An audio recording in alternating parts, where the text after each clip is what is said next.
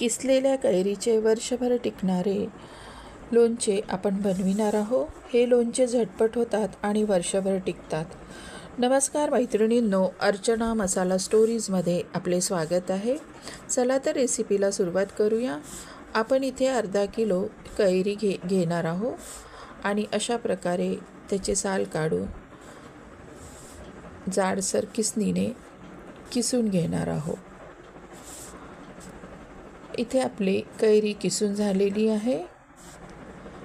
किसलेल्या कैरीमध्ये 25 gram म्हणजे पाव वाटी मोहरीची डाळ घालणार आहोत.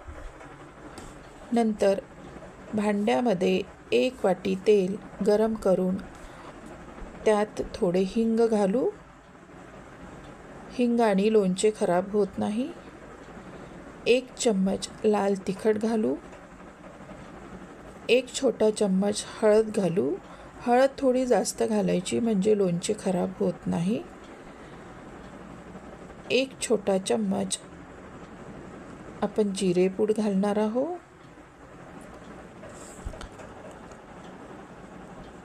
आणि तेल थंड झाले की किसलेल्या कैरीमध्ये आपण हे तेल घालणार आहोत.